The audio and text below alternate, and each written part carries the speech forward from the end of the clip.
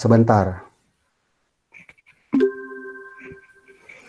Oke, silakan kelompok agama ditinjau dari sudut psikologi.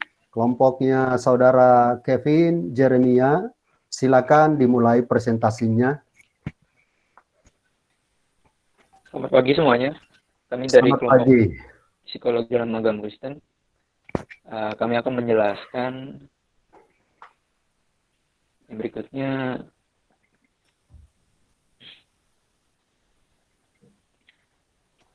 Berikut ini pengertian psikologi secara etimologi. Yang awal-awal itu, psikologi berasal dari kata psyche yang berarti jiwa atau nafas hidup, dan logos atau ilmu pengetahuan. Psyche itu ada jiwa dan nafas hidup. Nah, jiwa itu adalah daya hidup rohania yang bersifat abstrak yang menjadi pergerak dan pengatur bagi sekalian perbuatan-perbuatan pribadi atau personal behavior dari hewan tingkat tinggi hingga manusia. Perbuatan pribadi adalah perbuatan sebagai hasil proses belajar yang memungkinkan oleh keadaan jasmani, rohani, dan sosial. Sedangkan nafas hidup itu adalah daya jasmania yang adanya tergantung pada hidup jasmani dan menimbulkan perbuatan badaniah atau organic behavior, yaitu perbuatan yang ditimbulkan oleh proses belajar, misalkan insting, nafsu, dan sebagainya. Nah, menurut Aristoteles, jiwa disebut sebagai anima dan dibagi menjadi 3 macam. Ada anima vegetativa, anima sensitiva, anima intelektiva. Yang pertama itu adalah anima vegetativa, yaitu anima yang terdapat pada tumbuh-tumbuhan yang mempunyai kemampuan untuk makan, minum, dan berkembang biak. Sedangkan anima sensitiva, yaitu anima yang terdapat dalam hewan. Anima ini memiliki kemampuan seperti anima vegetativa, yang kemampuannya untuk berpindah tempat, mempunyai sifat, nafsu, dapat mengamati, mengingat, dan merasakan. Yang berikutnya adalah anima intelektiva. Itu anima yang terdapat dalam diri manusia. Selain memiliki kemampuan seperti anima sensitiva, mempunyai juga kemampuan berpikir dan berkemauan. Nah, psikologi ini bisa diartikan ke arah behavior atau tingkah laku. Saya akan menjelaskan pengertian psikologi dalam agama Kristen. Pertama, saya akan menjelaskan psikologi dalam agama. Merupakan suatu pedoman yang mempelajari tingkah laku manusia dalam hubungan dengan pengaruh keyakinan terhadap agama. Kalau di agama pendidikan Kristen, merupakan pengajian perilaku peserta didikan atau umat Kristen dalam situasi pendidikan agama Kristen yang didasari dengan Alkitab.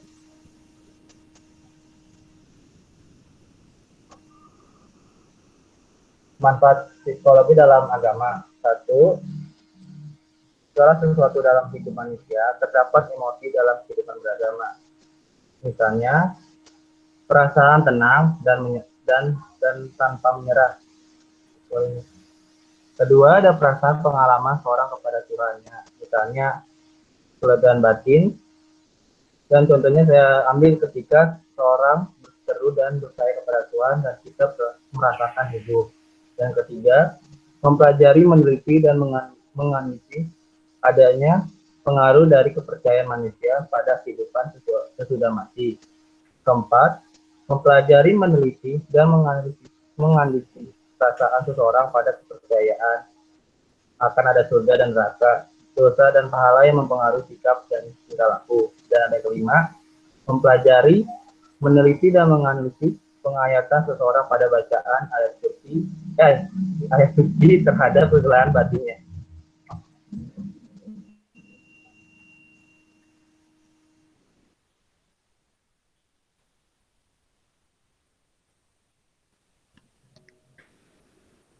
Selanjutnya, macam-macam psikologi di agama Kristen. Yang pertama, mendekatkan diri kepada Tuhan Yesus, misalnya beribadah, berdoa saat teduh. Yang kedua, membuka diri untuk melengkapi, misalnya ketika ada teman memiliki masalah, kita harus mengerti keadaan dirinya. Yang ketiga, memberikan pendapat rasional, misalnya mendapatkan ketenangan jiwa, serta merasa semua urusan bisa dilakukan dengan baik. sesudah melakukan apa yang sudah diperintahkan dalam ajaran agama. Yang keempat, memahami agama lebih baik, misalnya mengikuti kegiatan keagamaan di kampus atau dimanapun. Yang terakhir, memperdalam ilmu yang didapat, misalnya membaca buku renungan. Masalah-masalah pribadi dalam psikologi. Yang pertama, tidak mempercayai adanya Tuhan. Yang kedua, masalah mental. Yang ketiga, perilaku menyimpang. Yang keempat, kepribadian. Dan yang terakhir, diskriminasi gender.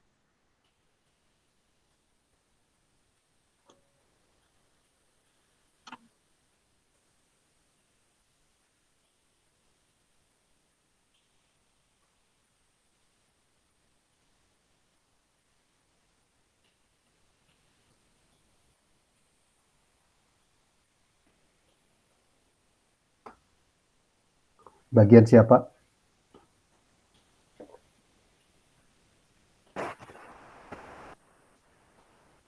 Kalau nggak ada orangnya, Excel dilanjutkan.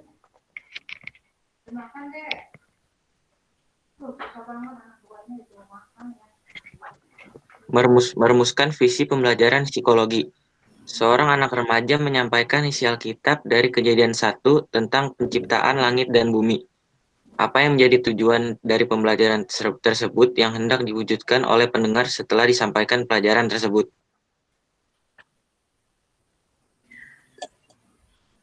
Selanjutnya ada Alkitab sebagai dasar psikologi. Kita percaya bahwa Allah berdaulat penuh atas seluruh dunia. Berarti Ia berkuasa atas segala bidang. Allah berkuasa tidak hanya di dalam gereja, tapi juga di dalam pendidikan pemerintahan, termasuk psikologi. Allah yang menciptakan manusia adalah Allah yang paling mengerti manusia. Ia juga berdaulat atas hidup manusia. Anthony A. Hoekema menulis, menurut Paulus kita berutang kepada Allah atas setiap nafas kita. Kita bereksistensi hanya dalam Dia, di dalam setiap gerakan yang kita lakukan. Kita bergantung padanya. Kita tidak akan mampu mengangkat satu jari pun di luar kehendak Allah. Jika Allah yang paling mengerti siapa manusia, maka sudah sepantasnya psikologi didasarkan pada firman Tuhan.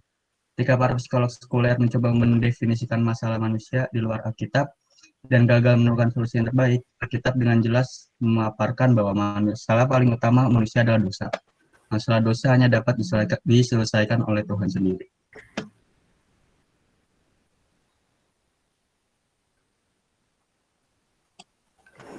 Yang terakhir ada penyatuan konsep psikolog sekuler dalam dengan Alkitab.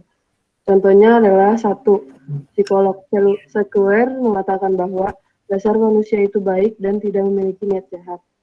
Padahal dalam kekristenan semua manusia berdosa dan butuh pengampunan Kristus. Yang kedua, teori psikologi mengatakan manusia sukses dengan kekuatan dan usaha sendiri.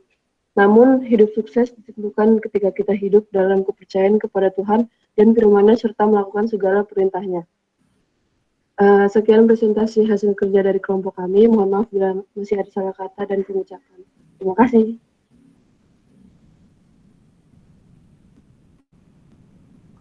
Oke, terima kasih. Kalau teman-teman yang lain ada mau bertanya, silakan. Atau ada yang mau nambahkan dari kelompok psikologi dalam agama Kristen.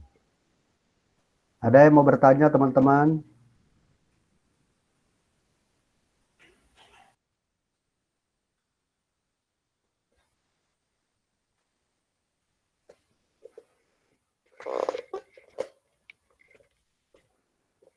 Ya, kalau Pak Kaleb, lihat yang slide terakhir ya.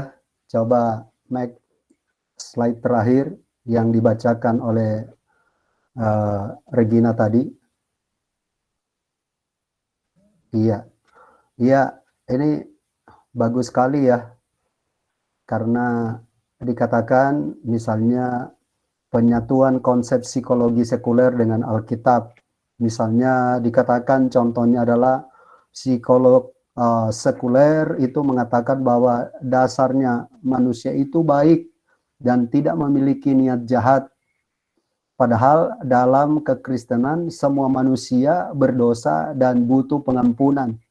Jadi bagian 1 ini agak menarik karena waktu Tuhan ciptakan Adam dan Hawa itu memang pada dasarnya manusia itu tidak berdosa.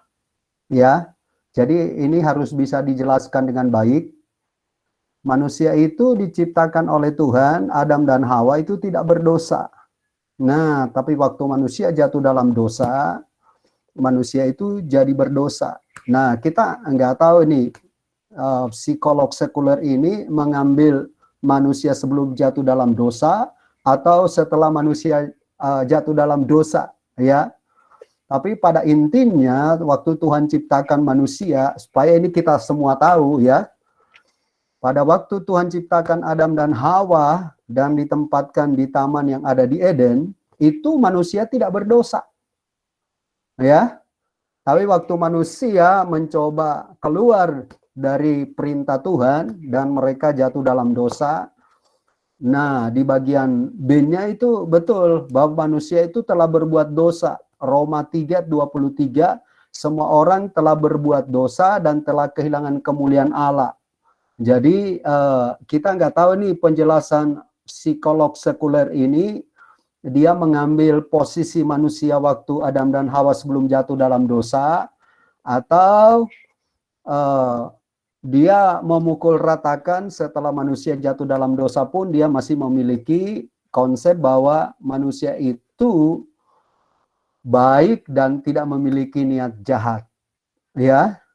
Nah, ini yang buat bagian ini kira-kira psikolog sekuler ini dia lebih cenderung manusia sebelum jatuh dalam dosa, atau dia melihat walaupun belum ada pengampunan memang manusia itu melakukan kebaikan dan tidak memiliki niat jahat. Regina gimana? Kamu yang buat ini atau? Enggak, saya cuma buat PPT doang. Ini kayaknya siapa sih?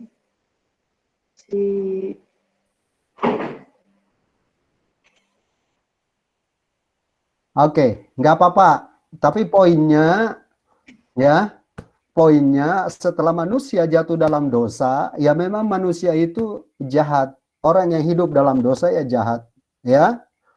Dan setelah mengalami pengampunan Kristus, baru manusia itu dipulihkan kembali sehingga dia hidup di dalam kebenaran. Yang kedua, teori psikologi mengatakan manusia sukses dengan kekuatan dan usaha sendiri. Namun hidup sukses ditentukan ketika kita hidup dalam kepercayaan kepada Tuhan dan firman-Nya serta melakukan segala perintah-Nya. Oke, kita nggak keluar dari kepercayaan yang lain, tetapi di dalam kekristenan, Yeremia pasal 17 ayat 5 dikatakan, terkutuk orang yang mengandalkan manusia. Di ayat 7, Yeremia 17 ayat 7, diberkatilah orang yang mengandalkan Tuhan. Memang kalau kita ambil di dalam kekristenan, kita ini mau berhasil jika kita ini mengandalkan Tuhan 100% dalam hidup kita. Oke, setuju? Setuju ya? Setuju, Pak, setuju. Jadi teman-teman khususnya di kelas B02 ini, ayo kita semua harus mengandalkan Tuhan jika kita mau melihat hidup kita diubahkan Tuhan. Amin. Itu saja yang Pak Kaleb bisa tambahkan, ya. Kalau ada teman-teman yang mau bertanya, silakan, masih ada sedikit waktu.